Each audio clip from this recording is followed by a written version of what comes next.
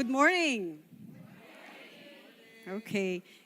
Did you know that poor oral hygiene can lead to serious systemic diseases?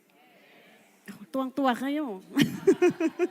And the sad truth is, more than 70% of Filipinos have experienced and suffered toothache, gum disease, and bad breath. Tama? Sino po ba dito ang hindi pa naka-experience ng toothache, gum disease, o gingivitis, or bad breath? Meron po ba? Really? That's 100%. That's more than 70%. So, it's serious, but it's often neglected.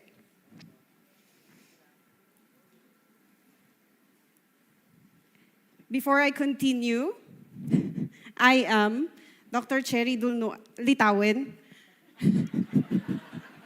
For those who know, I am Dr. Cherry Litawin. I am a licensed dentist for 17 years. 10 years I spent in the government, and from 2018 to present, I practice my own private clinic in my hometown, La Trinidad, Benguet. And I am also an 8-year-old Atomian, and I'm the center head of Alpha Center, La Trinidad, Benguet. Yes, so with that introduction a while ago, what if I told you that when you improve on your oral hygiene, you can prevent those serious diseases from happening and from worsening? Yes, marami pong tumatango. Kasi po, maraming guilty. Alright? So today, I would like to discuss to you the very products why I joined Atomy in 2016.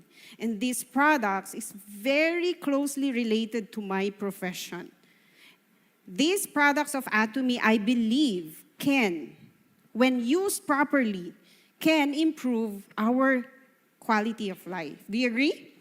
Yes. It's the same as true with the medical doctors who presented in the past Success Academies. I, for one, stand here and can attest that the Atomy products can improve our quality of life.